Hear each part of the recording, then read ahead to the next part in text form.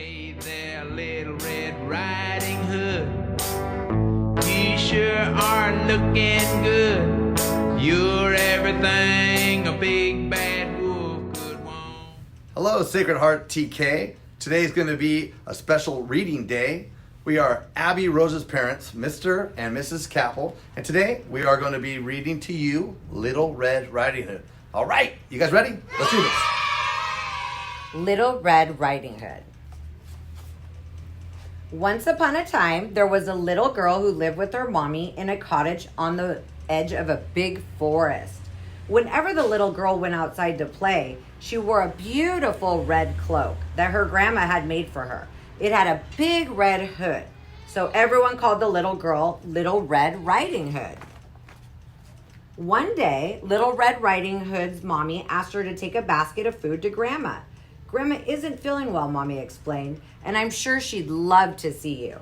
Grandma lived on the other side of the forest, so Mommy drew a map on a piece of paper so that Little Red Riding Hood wouldn't get lost. And remember, don't talk to any strangers along the way, said Mommy, helping Little Red Riding Hood into her cloak. Little Red Riding Hood took the basket of food and skipped into the forest. On the way, Little Red Riding Hood saw some beautiful blue flowers. Grandma might like these, she thought. As she bent down to pick a handful of the flowers, she didn't realize someone else was in the forest. Hello, little girl, said a deep, growly voice. Little Red Riding Hood jumped with fright. Eee! A big wolf peered out from behind one of the trees. Oh, hello, replied Little Red Riding Hood, smiling back at the wolf. She had already forgotten her mommy's warning. Where are you going? Growled the wolf. I'm visiting my sick grandma who lives on the other side of the forest, Little Red Riding Hood explained. Ah, what a kind girl you are, smiled the wolf, showing off his razor-sharp teeth. Just then, the wolf's tummy gave a loud, rumbly grumble. What was that? Asked Little Red Riding Hood. Just some thunder from over the hills, said the sneaky, hungry wolf as he ran away as fast as he could to Grandma's cottage. The hungry wolf peered through Grandma's window and saw the old lady in bed. With a loud howl, "Ow!" the wolf dashed into the cottage and gobbled up Grandma in one large gulp. Ow! Then the wolf put on Grandma's spare nightcap and glasses, clambered into her bed, and pulled a quilt up to his chin. Now all he had to do was wait for Little Red Riding Hood to arrive.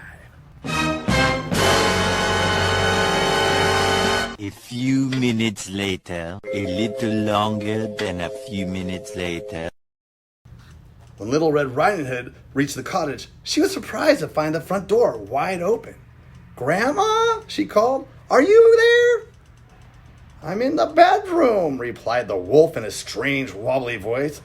Little Red Riding Hood went into the bedroom and gasped in surprise when she saw her grandma. She looked, well, sort of different. Grandma must be very sick, thought Little Red Riding Hood. I hope it isn't catching. What big eyes you have, Grandma, she said as she went over to the bed.